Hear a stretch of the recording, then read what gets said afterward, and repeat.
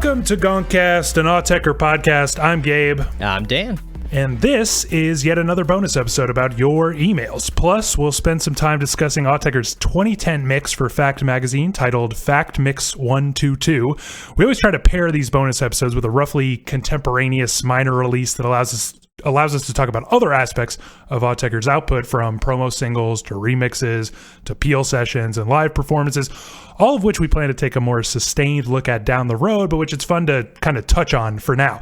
We haven't talked about Autechre's mixing work yet, and 2010 felt like the right time. Before we get started, I want to note that the emails on XI and Elevent are starting to trickle in now, but we haven't gotten as many as we'd like, and I know you guys have some strong opinions on these releases, so send them in, gonkcastpod@gmail.com.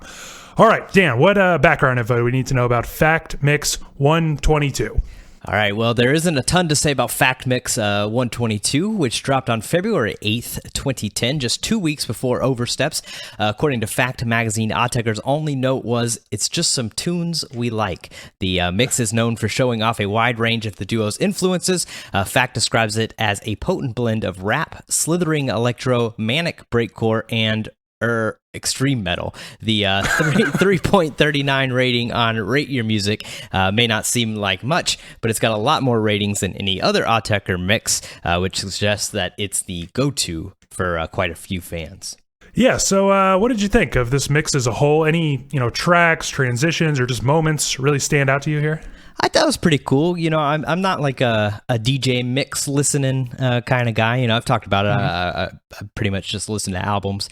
So it was like kind of neat to hear something like this. I enjoyed it. A lot of the rap I wasn't familiar with. So it was cool. Yeah.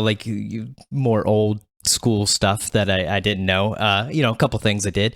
I liked Venetian snares, the way that those once got melded together.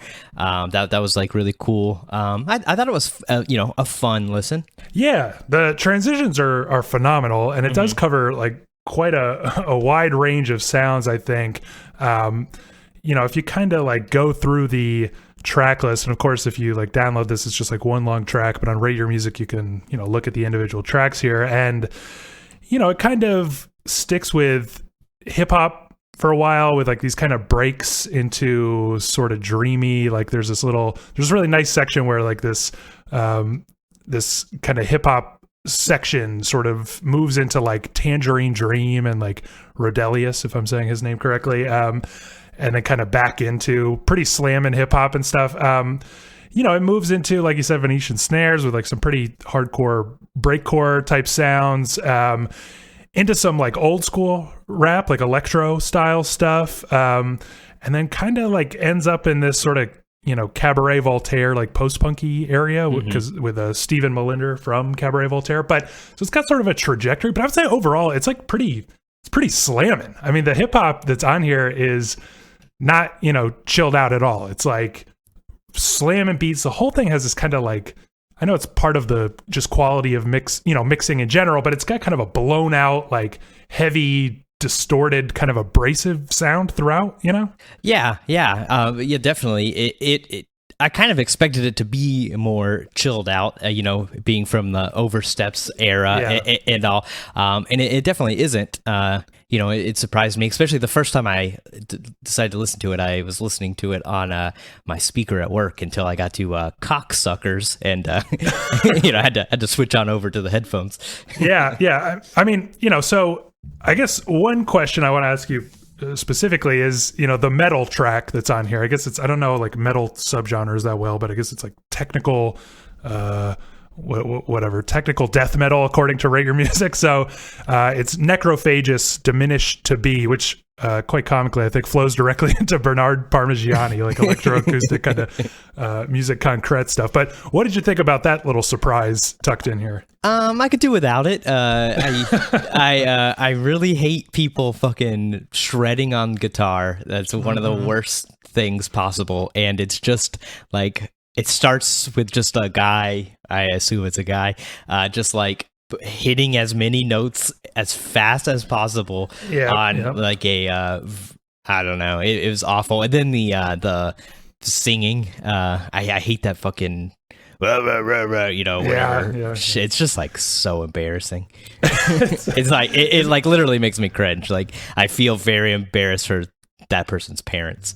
It's not my bag, but it's kind of funny. And I just feel like a lot of this mix has that quality of like, there's just a fun, aspect to like the transitions, like how wildly the vibe can change and how good they are at like changing the vibe kind of seamlessly. I mean, I sort of mentioned before, like the way that the like Tangerine Dream and Rodelius like flows from hip hop like back into, and again, like pretty hardcore hip hop, just seamlessly is like amazing. And the Necrophagus stuff, not for me, but I do love how it just sort of like drops us off. They do Bernard Parmigiani. Exactly. Yeah. And I think they do like get to that and out of it like, well, I do think it's like sort of, it's a silly like song to use, but I didn't expect it to flow so well into Parmigiani there. Yeah. I mean, the question when listening to this, I guess for us and our like chronological project here is, does this mix reveal anything about Autechre's influences? And maybe more specifically, does it reveal anything about Autechre's, mindset in 2010, right? This came out like as part of the kind of lead up to Oversteps. Might be why it was like so exciting. It was sort of like a advertisement for what was going on, even though it doesn't have a whole lot in common with Oversteps. But how do you hear it sort of linking up with Autechre and 2010 specifically? I mean, I think it reveals about their influences in the way, like, they said it's just some tunes they like. And obviously, we've talked about it a bunch. There's this hip hop, thread that runs through all of Autechre. So, that wasn't really surprising or anything. It wasn't surprising to have like some music concrete on here or, Tangerine Dream or Dalius and things like that. The Necrophagus thing was a little surprising, I guess. But as far as revealing anything about 2010 and Oversteps in particular, I kind of feel like not. It didn't really seem like these were maybe the songs they were listening to while they were working on their own stuff. It just kind of feels like maybe these are songs they like, just in general or anything. But I always kind of feel, and we've talked about it on the show too, like Autechre doesn't really wear like their influence on their sleeve, Right. It's hard to go beyond like saying, they're obviously influenced by this like b-boy thing that they've talked about and hip hop and everything. But like, it's not like you could point to a specific, song or artist frequently. You know what I mean? Yeah. I mean, I guess the thing to remember is that by this time Oversteps is done. And presumably they're like starting to work on XI. I mean, we'll talk about XI in depth next week, but it's like Oversteps becomes the Oversteps live set, which becomes XI. This is like another one of those sort of smooth development type transitions. And I kind of feel like this mix reminds me a lot more of XI. I mean, it's like quite abrasive. It's quite like noisy, and it just has this kind of like heaviness that I sort of associate with XI more. And yet, we talked on the Oversteps episode about the kind of blown out quality of the beats when they do arrive, those like kind of light touches of like absolutely blown out sounds. And, I hear a ton of that here. And there are parts where like it does get pretty dreamy, like I think about, the sort of Tangerine Dream section I was talking about earlier, or like the Jay Dilla track that's in here is like kind of shockingly dreamy Jay Dilla track. But, it makes me think of, so it's like those moments where it's like kind of dreamy, but still has this kind of blown out, like slamming quality. And that to me sounds a little Oversteps-ish. And it's maybe a stretch, but when I think about like the metal song, it has like a heavy abrasiveness that I hear on little touches of on Oversteps, but a lot on XI, as we'll talk. So I felt like I could hear maybe little bits and pieces of stuff they were listening to. I couldn't help but notice that like the Raekwon song that's on here comes from Only Built for Cuban Links Part 2, right? Which is like, would have come out, a year or two, or maybe just 1 year before this mix dropped. So, there's some contemporary stuff that they were definitely probably listening to while they were working on this stuff. Yeah, definitely. Yeah, I guess, I really wasn't thinking about, Oversteps would have obviously been completed at this time, I was sort of thinking of it, contemporaneously, but yeah, you're right. I mean, maybe it is a little better to look at it as, starting work on, what will eventually become XI. So yeah, that makes more sense. So, just summing up, I mean, it would be fun to like dig into all these little tracks. I think they're like a lot, there's just so much like fun stuff in here, and the whole thing has this great energy, but just, overall, is this kind of like a must-hear mix for Autechre fans? You think it's just kind of like a little thing if you're curious what they were doing at this time, or how do you feel about it?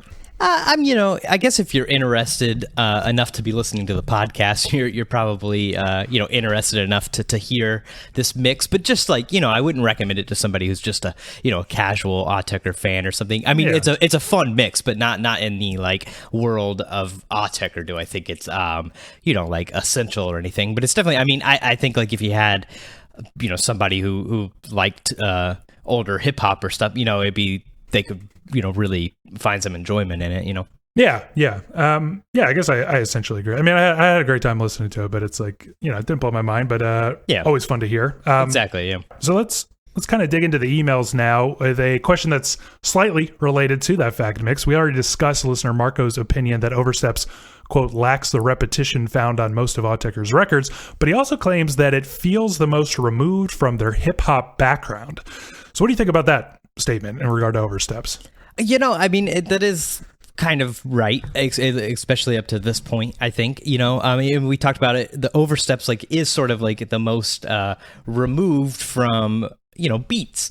It focuses much more on melody and harmony and all that stuff, which the beat thing, it's easier to see the hip hop influence, I think. And, this record Oversteps is, lacking that. So I do agree with him. It is sort of the most removed up to this point, from that background. Yeah, it got me. So on one hand, I have a hard time like quantifying what would that mean to be most removed from hip hop? Because like thinking about this question got me sort of realizing that the last couple albums here, haven't been super hip hop. Like weirdly, it feels to me like Untilted and Chorus This are much more like kind of electronic influence. Like the acid stuff is kind of coming up, and like the that kind of like I guess I don't know how to sum it all up, but just like there's like a weird like DJ mixing kind of quality to Untilted, I think, and kind of these like old school electro drum beats and stuff. And Choruses has a lot of that acid and rave up stuff going on.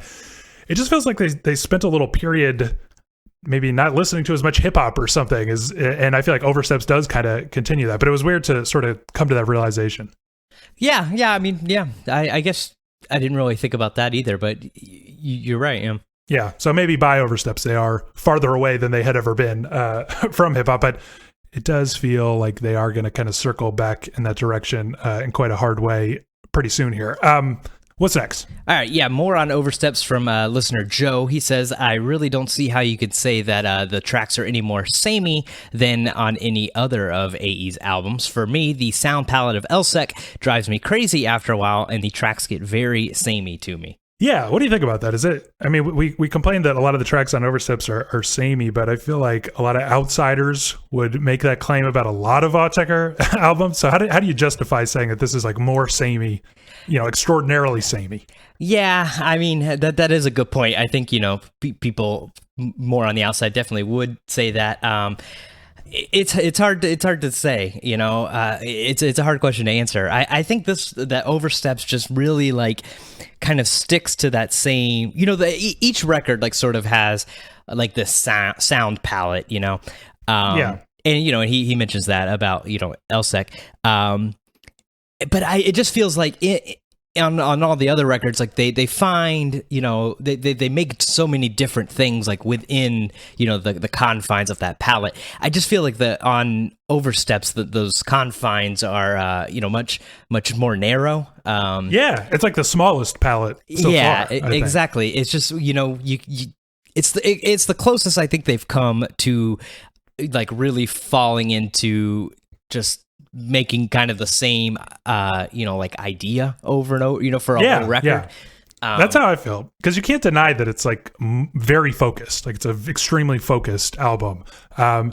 to me, I mean, I guess I can see somebody, and we'll get to it obviously, but like saying that about something like LSEC or even NTS.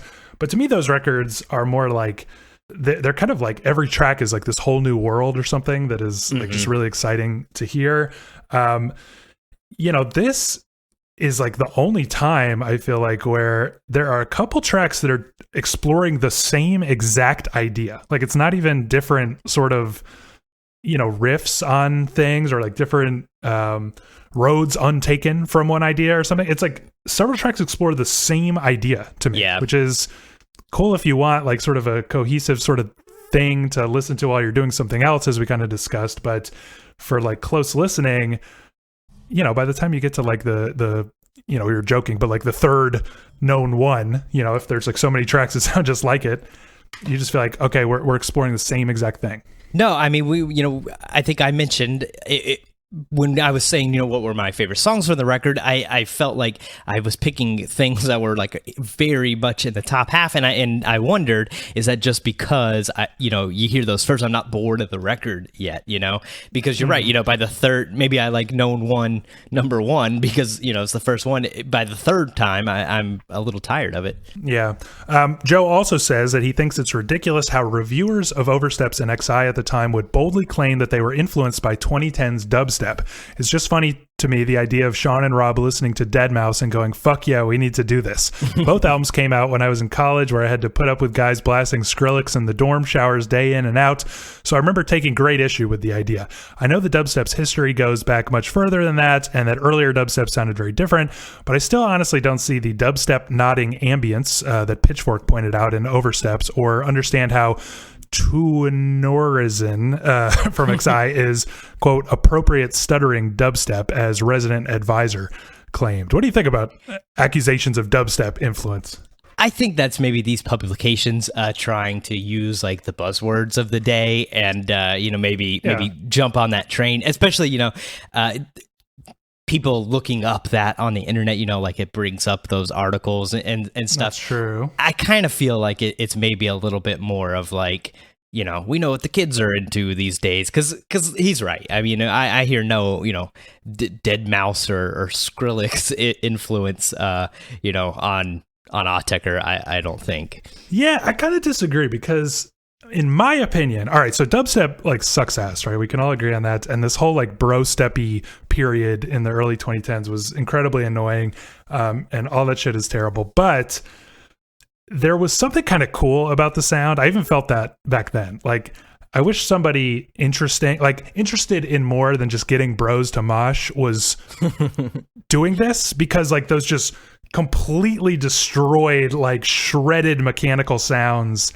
that were like coming out of Skrillex and stuff were kind of interesting to me. And I just kind of believe that they might have been interesting to Autechre as well. And what you see is, as the decade kind of goes on, right, you see people like Arca or like Andy Stott, right? Like this whole kind of deconstructed club movement. Yeah. I feel like those artists were kind of cannibalizing like the coolest, most interesting parts of dubstep and just making it much more interesting. Like they were doing what I kind of wish that people like Skrillex would do. And I think it's totally possible that Autechre like saw something cool in the sounds that were being created. And because you do hear some of that like wubby kind of like blown out stuff we were just talking about. I feel like it's possible, and it's okay if they were a little inspired by the sheer sound. Yeah, I guess that's a good point, because you're right. I mean, there are some like interesting sounds in that bro step era, just not used in an interesting kind of way, right? I sort of wonder if did Autechre hear those sounds and thought we'll use them, or is it just like sort of a natural like that blown out kind of noise and stuff? Like I feel like that might just be sort of a natural progression with like their use of distortion and everything. It doesn't feel like they couldn't have gotten there without hearing it from elsewhere. You know what I mean? Yeah, I mean, that's true. But I do feel like, I don't know, they always act like they don't listen to new music, but I just feel like they do, because they seem like so on the cutting edge of like, I mean, I swear to God, they're like doing Deconstructed Club a good like 5 years before anybody else is. And it just feels like they're kind of tuned in somewhere. I think a lot of people kind of say things like that just because they don't want to, give someone like the promotion, like when you're saying, you don't want to like, the cosign, I think the kids say. Yeah. These kind of days. You don't want to shout out Deadmau5 in too many interviews. If you're Yeah, exactly. Yeah. Okay, what's next? All right. Listener Jordan says, you mentioned every single track on Oversteps except Q-Play, one of my favorites. It has a prominent percussive distorted bass sound playing throughout that clashes with the rest of the track, but still manages to work in harmony with it. And played on top of that are a variety of textures contrasting each other, but the calm, laid-back melody in the background keeps things grounded. It's the fuzziness that becomes the focus.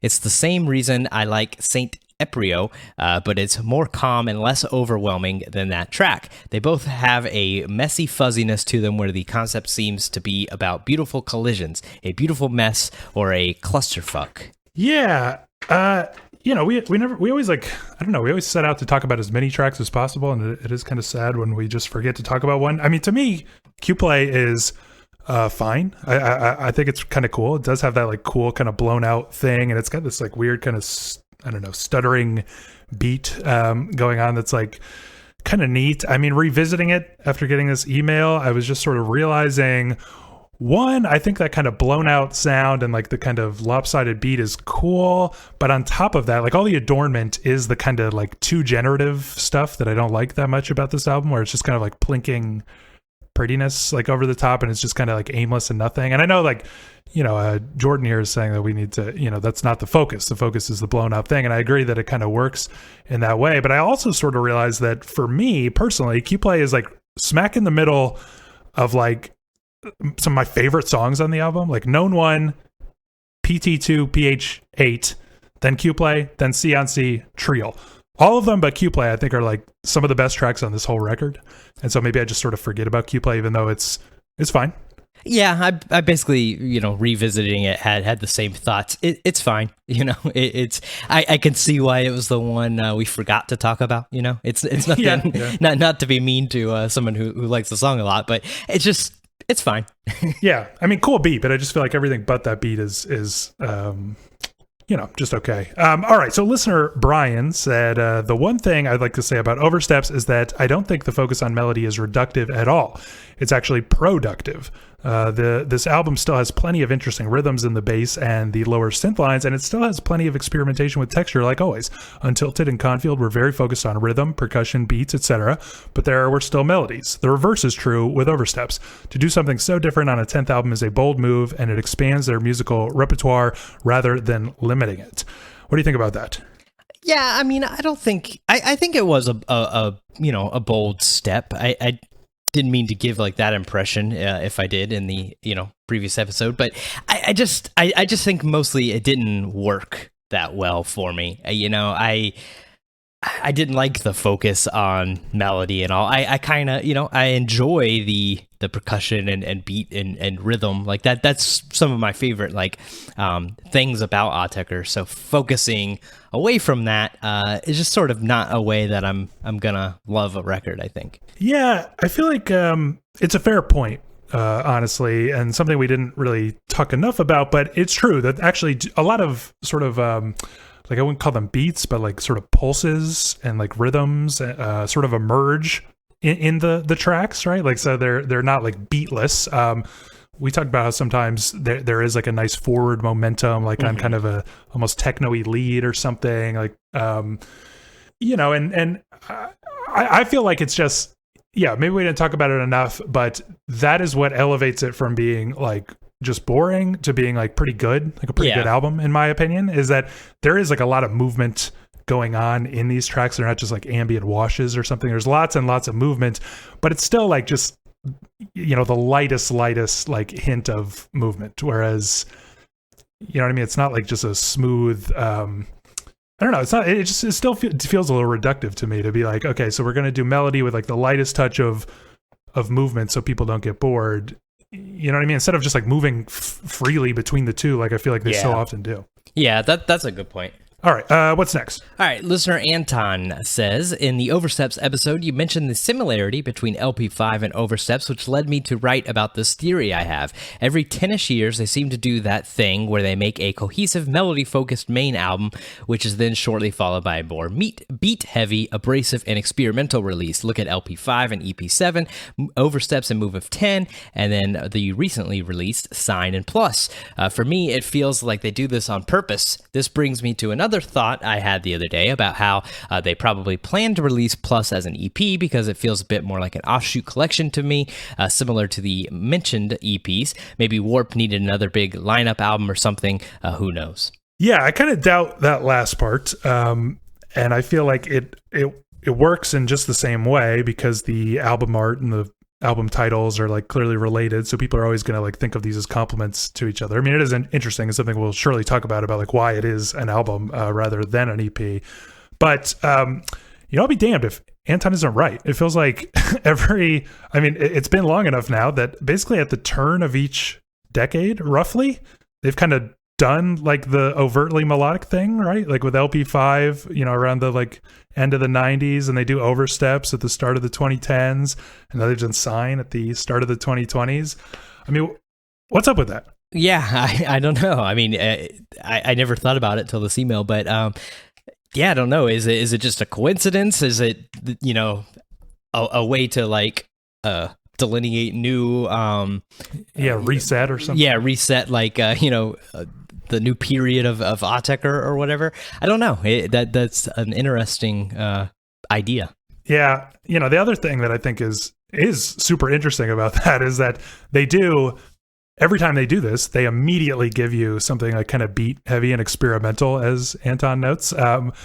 It kind of makes me wonder if like they're a little, I don't know if this has come out the wrong way, but like a little unsure about being so emotionally open or something. Like they can't help but like immediately follow it up with something like crushing and destroyed as quickly as possible. Like, don't get the wrong idea about us. We were like in a kind of tender spot here, but we still got it. yeah. That's a good one. All right. Listener Marius on YouTube, our YouTube channel, you should check that out if you haven't, says, on the question of what is the 2008 live set reconstruction, I think the answer is quite straightforward. It's a new rendering of the original piece of music in the same way any classical recording is a rendering of the original composition.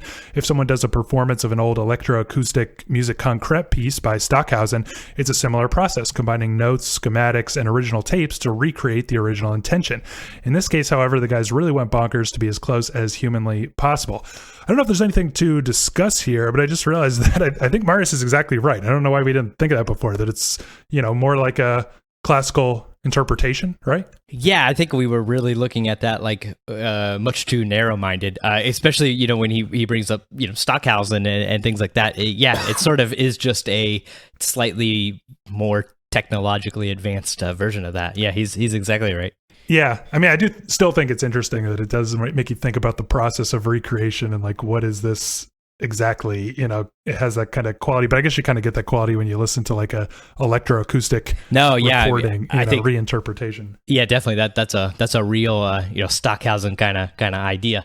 But more on that topic from listener Steve says the reconstructed 2008 live set is fantastic. After one listen, I think I like it better than Choristus. My biggest criticism of Choristus is that it doesn't feel like it flows. I know you said it does, but I don't hear it yet. And that reconstructed Echoplex set flows so well. Yeah, I was kind of wondering if you think that like there's any chance that the 2008 live set is a better entry point for people who can't get into Choristus? That's a good thought, actually, because I think the listener's right. I think the set does, purposely flow more than Choristus does, in the sense that it, was a live set. And it really does. I didn't listen to the live set until after we had finished the Choristus episode, but yeah, I think that definitely is a good idea. I think if you're struggling understanding Choristus or getting into it, I think that would definitely help.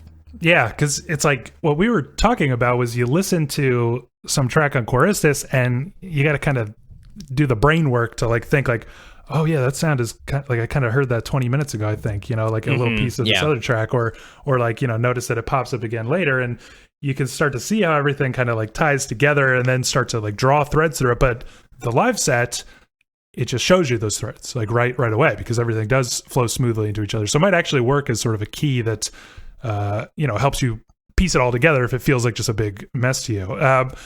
Okay, here's a few stray thoughts from listener Thomas, who says, Move of 10 to me sounds like the gooey little brother of Chorustus. Some serious early gonks are on this record. I mostly just wanted to read that part because I love that description. I know. Gooey little brother.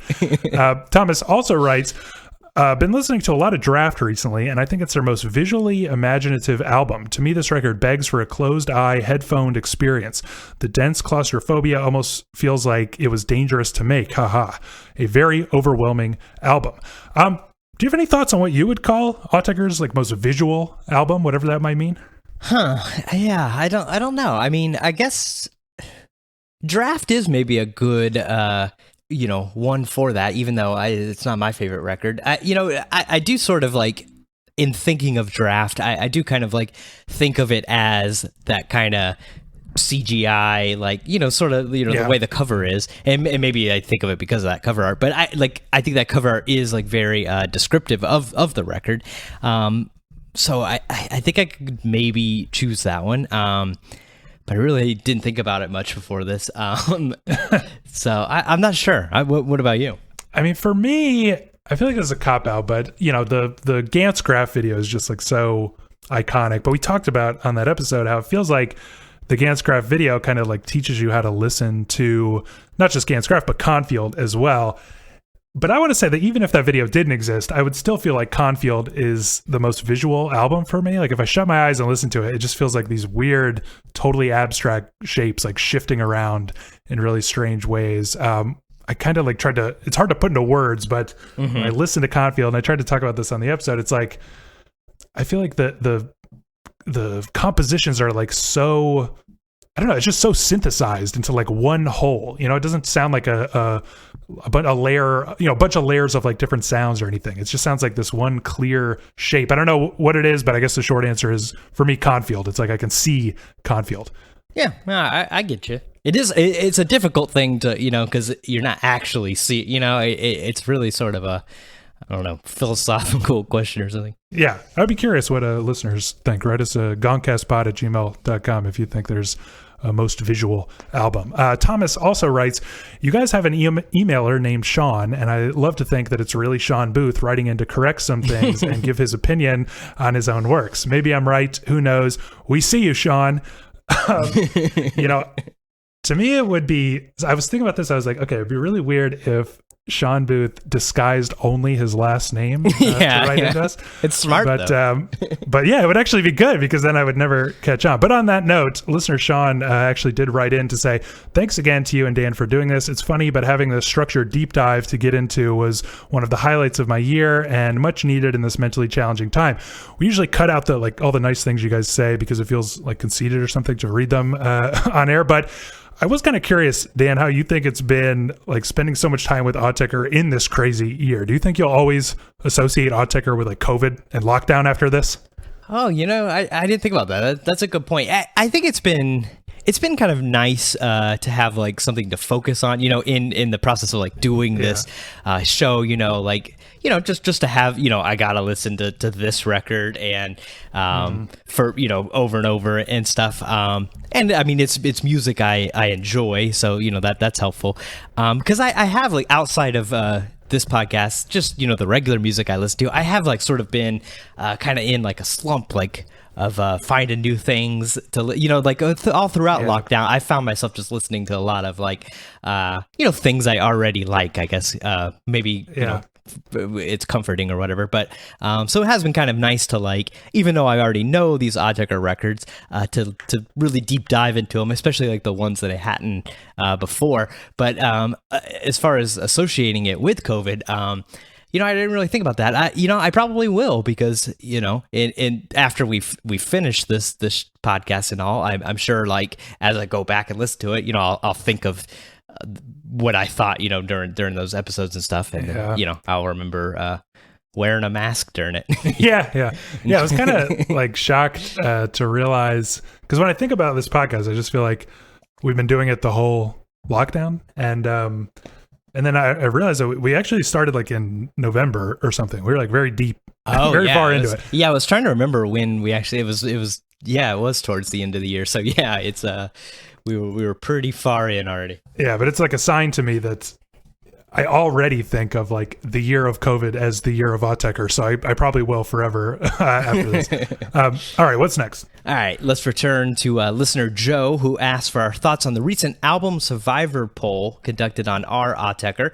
The winner was Confield, and the order of elimination was Incunabula, Choristus Plus, Amber, Oversteps, Draft, Sign, Trirepete, Untilted, Chiastic, LP5, NTS, LSEC, and then XI. Yeah, XI lost by 0.1% to Confield, which is simply incredible. But yeah, anything, I mean, like any surprises here on this Survivor round? I mean, yeah, it honestly surprises me that Confield is number one, even though it was so close, you know? I feel like the election was stolen from XI, and we should maybe look into that. But yeah, I mean, it honestly surprised me that Trirepete is so low. Like it was taken out so early, and even Sign being signed just before Trirepete, that's such a new record. And then Plus being, if Sign, I could see like, the newness, people are still in it, but Plus was one of the first, taken away. So it really, the order is kind of not what I would have guessed. Even Incunabula being the first one eliminated is a little strange. I probably would have guessed Choristus, honestly. I mean, it's. I guess what I realized is that this poll is for people who are on a subreddit about Autechre. True. And that means that they're like, they're next level Autechre fans. So it's like, and I include myself in this. I voted in quite a few rounds, to be honest. But how do I put this? This is a poll for people who have already worn like Trirepete into the ground. That's true. So that's a good point. And like looking at it, I do feel like Confield is Trirepete for people who are a little sick of Trirepete. Like it's like the classic kind of like text of the later period Autechre. And it's interesting that you can see how like the 2010s stuff like XI and LSEC and NTS are all extremely high here, and that does seem to be like the hardcore fans are maybe even still digging through these monster projects and loving every minute of it. I was also kind of delightfully surprised to see how high Chiastic Slide was. I mean, I feel like that's one that gets forgotten a lot, but then again, if you're a hardcore Autechre fan, you probably don't forget that one a lot. True. Yeah, that's a good point. I didn't think about it in that way of like the people that, it's not just a music fan opinion, it's a Autechre fan opinion. Yeah, so Joe also shared his breakdown of Autechre eras. For him, it's 1, pre-warp, which is like Lego Fee, Cavity Job, Warp Tapes. 2, early/classic era, which is Incunabula through Chiastic Slide. 3, the digital era with Sickly Sweet through Draft. 4, the Electron era, Untilted through Quad Range. 5, Max era, Oversteps through NTS. And 6, the new era, which is Sign Plus through whatever is to come. Maybe this is something we need to return to when we're kind of looking back on the whole discography. I feel like we'll have to do an episode or something where we like revisit things and sort of make our definitive lists and reflect on the whole journey and everything. But do you have any just initial thoughts on Joe's breakdown here? Yeah, I definitely think we should do an episode, once we get through everything, because it's been a recurring theme, I think like my illusion of, these Autechre periods has been like completely shattered, deep diving into this and everything. Not as clear cut as I once thought it was. No, exactly. Yeah, I thought it was very clear cut before, and I'm liking the listeners' breakdowns much better. I think I was always trying to do it in like 3 kind of periods, early, middle, current. But I think what he did, spreading it out, to 6 periods, really fits a lot better. Yeah, I sort of like the idea of like breaking up what I would have called the middle period with this kind of like how did he put it, the digital and then the electron era. That makes sense, but I'm still tempted to say there's sort of like this classic period that sort of ends with LP5 or something, and then this kind of like middle period that starts with Confield and is only a cohesive period in the sense that it's not cohesive at all. It's like every album is a completely different idea. And then in the 10s, we do settle into something that we might call the max era or like the data dump era. But yeah, something I just kind of wanted to like read that, so maybe we get the juices flowing as we think about that, and then we can definitely revisit it. On a similar note, though, listener Alex asks, are you planning to do all of LSEC and all of NTS in one episode each? That seems crazy, but if not, how are you planning to break them up? Probably something we should talk about off air, but do you have any initial thoughts on that? Yeah, well, one, I think he's given us much more planning credit than we actually should take. We don't look that far ahead. I don't know. I think it would be nice to do the deep dive and split it up, but also, do we want to spend 6 weeks, on or 5 weeks on LSEC and 4 weeks on NTS? I'm not 100% sure. Yeah, I mean, we could split it in half, but we had the same sort of problem when we were thinking about how to do Chorustis, like that whole era. We thought, well, maybe we should break it up, but then I feel like it worked really well, actually, to like talk about it as one giant thing, and I do feel like you lose something from like NTS or LSEC if you don't think about the big picture. Yeah, exactly. I mean, because honestly, when we were preparing to do Chorustis and all, I think we kind of were leaning to breaking it up, and then just in the process of the week listening to it, we realized that we really did need to just kind of do it all at once. So basically, we don't, it's very fluid around here. We'll change to fit our own ideas and thoughts. We'll figure it out. Worst case scenario, you'll get like a 3-hour episode on just all of LSEC coming up pretty soon. Yeah, exactly. All right, well, that's enough for the bonus episode here. If you've got any Autechre opinions, hot takes you want to share, we want to hear them. Send them to us, GONKCastPod@gmail.com. Next episode in about a week, XI and L event. Again, send us your thoughts on those, GONKCastPod@gmail.com. If you like the show, help us out. Subscribe, leave us a 5-star review wherever you get your podcasts. Look us up on YouTube. Stay connected, Twitter, Instagram. Those are @GONKCastPod, and we'll see you next time. See ya.